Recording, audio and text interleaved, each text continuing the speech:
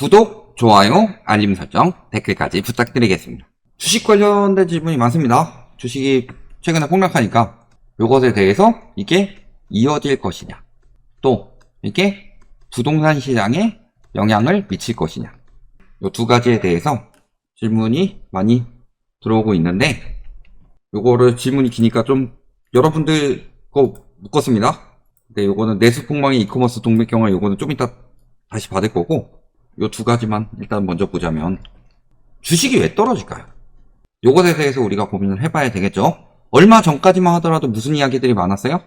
금리 인하만 하면 주식이든 부동산이든 코인이든 다 올라갈 것이다, 이런 식으로 이야기를 했는데, 웬걸 금리 인하 시사가 됐는데 지금 다 떨어지고 있는 중이죠.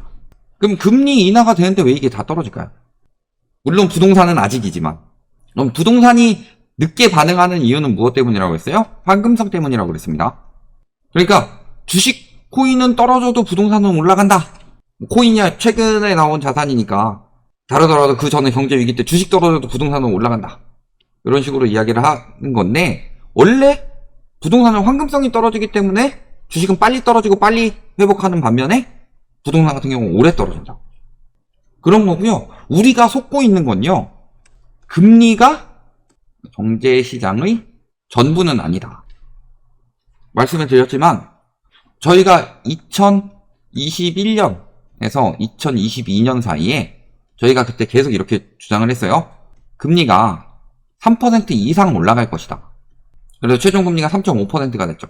이거 저희가 21년 말부터 그 이야기 했어요.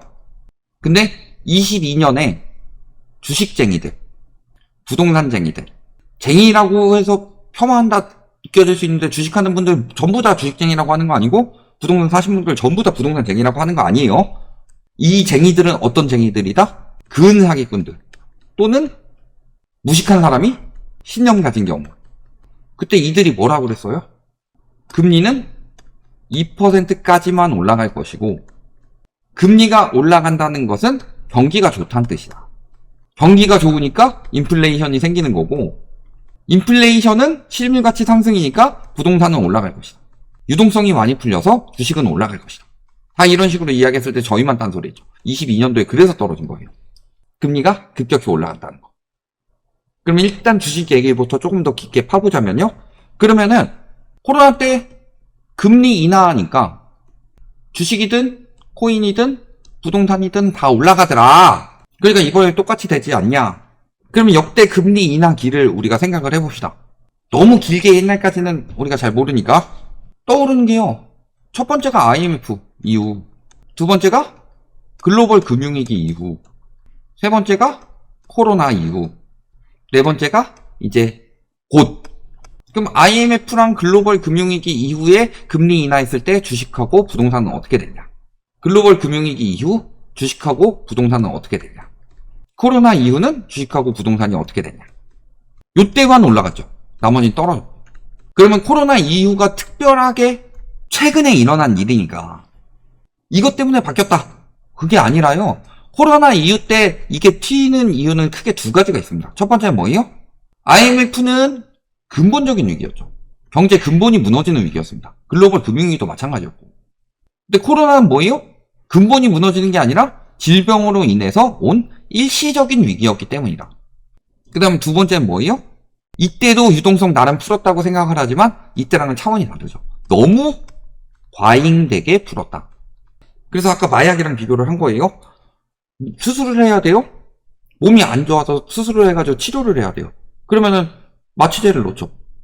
근데 이게 마취제를 계속 맞다 보면요, 연예인들 보면 뭐 프로포폴 중독 이런 것들 나오잖아요. 왜 그런 게 나와요? 막 시술 같은 거 받으면서 마취하고 하다가 그게 마약에 중독이 된 거예요. 마약 중독이 될 정도로 이번에 유동성을 강하게 풀었던 거다. 그럼 마약이 중독되면요, 마약 맞을 때는 기분이 좋습니다. 마약 맞을 때는 막 내가 힘이 넘치는 것 같아. 내가 능력이 어마어마한 것 같아. 그렇지만 평소 때 더 작살이 나죠. 그 마약 중독에서 해방이 돼서 금단 증상이 오는 시기가 지금인 거다. 금리 인하를 하는 이유가 무엇 때문이다? 경기 침체 때문이다. 그래서 미국의 경기 침체는 지금 이야기를 하죠. 9월 금리 인하는 경기 침체 때문이다. 근데 저희가 방송 꾸준히 보신 분들 알 거예요. 저희가 이 이야기를 올해 상반기부터 계속했어요. 올해 상반기부터 미국 경기가, 다른 나라들은 경기 침체가 오는데 미국은 경기 침체가 안 오죠. 그래서 미국 경기 침체가 아니다. 올해 상반기부터 그래서 미국 경기 침체 아니다. 이 이야기에 대해서 제가 굉장히 이상하다고 말씀드렸어요. 그러면서 미국 경기는 활성화된 것처럼 보이지만 내부는 썩고 있다. 그래서 미국의 경제 위기가 올 것이다. 올해 상반기부터 계속 이야기했습니다. 그리고 왜 이렇게 됐는지가 나왔습니다. 미국은 경기 침체가 맞았는데 왜 경기가 활성화되는 것처럼 보였는지. 이것이 옐런의 스텔스 양적 완화 때문이라고 그랬죠. 스텔스 양적 완화로 인해서 그 기준금리가 1%포인트 정도 내려간 효과를 미국에서 보고 있었던 거다. 이 스텔스 양적 완화는 뭐예요? 리버스 오퍼레이션 트위스트. 용어는 어렵습니다. 설명을 드릴 거예요. 그러면 이 오퍼레이션 트위스트가 뭐냐? 오퍼레이션 트위스트는 장기채 비중을 늘리고 단기채 비중을 낮추는 겁니다. 그럼 장기채 비중이 늘어나면 뭐가 좋아요? 돈을 빨리빨리 안 갚아도 되잖아요. 우리나라가 PF 위기가 본격적으로 시작되는 게요, 단기채가 많이 늘어나서 그래요. 빨리빨리 갚아야 되니까. 그 단기 회사채가 늘어서 그런 건데, 단기 회사채가 왜 급증했어요? 레고랜드 사태 때문에. 그래서 오퍼레이션 트위스트는 단기 비중을 줄이고 장기 비중을 늘려가지고 좀 안정적으로 대처할 수 있게 만드는 건데, 이걸 리버스로 했다. 즉 단기채 비중을 늘리고 장기채 비중을 줄였다. 이게 옐런이 했던 거예요. 그래서 단기채 비중을 늘리고 장기채 비중을 줄여요. 그러면 장기채 금리가 떨어지죠. 장기채 공급이 줄어드니까 수요 대비 공급이 준다는 건 가격이 올라가죠. 그러니까 장기채 금리가 떨어지죠. 그래서 금리나 여건을 만들고 그러고 있었지만 실질적으로 단기채를 많이 늘려가지고 돈을 풀고 있었다. 근데 기준금리나 시중금리는 보통 장기채에 반응을 하기 때문에 요게 변동성이 없고 금리가 떨어지도록 만드는 동안에 돈은 단기채로 풀었다. 경제 위기는 오고 있었는데 단기채로 돈 풀어가지고 보이지 않게 계속 시중에 돈을 쑤셔 넣고 있었던 거다. 이게 물가에 영향을 줄 것이고, 특히 언제부터 본격적으로 옐런이 돈을 풀었다? 5월부터 풀었다고 그랬죠. 그러면은 보통 돈을 많이 풀어가지고 그 반응하는 게 한 6개월 정도 뒤에 반응이 된다. M2 통화량 증가하는 거, 우리나라 M2 통화량 증가하는 것도 마찬가지예요. M2 통화량 지금 4개월째 늘어나고 있습니다. 그게 곧 물가에 반영이 될 거예요. 무슨 7월 반짝이야. 이런 식으로 해서 경기 침체를 막았던 거예요. 근데 그 지표가 드러났죠. 어디서 드러났어요? 미국 고용 지표에서. 고용 지표 예상보다 고작 0.2%포인트 올라갔는데 뭘 그걸 가지고 그러냐. 샤무의 법칙이라고 있습니다. 자, 요즘에 샤무의 법칙에 대해서 이야기가 많이 나오는데, 자, 실업률로 경기 침체를 예측하는 샤무의 법칙이다. 지난 1년 실업률의 최저치보다 0.5%포인트 이상 높으면 경기 침체에 접어든 것으로 판단하는 이론이고, 이 법칙의 정확도는 100%입니다. 한 번 틀렸는데 그것도 6개월 이후에 결국에 경기 침체가 와가지고 틀렸다고 볼 수도 없는 거고. 근데 현재 샤무의 법칙에서 0.5%포인트를 넘어갔다. 즉 경기 침체에 접어든 것으로 판단된다. 그래서 여기 59년 제외하고는 전부 다 들어맞았다. 한 번 빼곤 다 들어맞았다. 근데 이거 말고도 하나 더 있었죠. 자, 미국 채권 커브를 활용한 경기 침체 전망. 여기서도 6월부터 본격 시작된다 라고 해서 이 채권 커브가 올라가면서 경기 침체를 예측을 했고, 이것의 정확도는 95%다. 얘도 딱 한 번밖에 안 틀렸다. 그러니까 한 번씩밖에 안 틀렸던 여러 가지 경제 지표들, 채권 커브라든가, 그 다음에 지금 샤무의 법칙이라든가, 이런 것들이 미국 경기 침체를 계속 경고하고 있었어요. 근데 다들 낙관적으로만 이야기하고서 금리 인하만 되면은 끝이다. 물가 잡히면 끝이다. 근데 문제는 말씀드렸지만 이번에 금리 인하가 물가가 다 잡힌 상황이 아님에도 불구하고 단행이 됐다는 거예요. 근데 그 단행이 된 이유가 경기 침체 때문이라서 빨리 금리 인하를 했을 때 예전에 오일 쇼크 때랑 굉장히 흡사하다고 말씀드렸죠. 지금 근데 오일 가격에 영향을 줄 만한 요소들이 많이 계속 나오고 있죠. 중국 공급 감소도 마찬가지고, 지금 그나마 유가가 튀는 게요, 어느 정도 억제가 된 게 중국이 수요를 많이 예전처럼 만들어주지 못해서 그래요.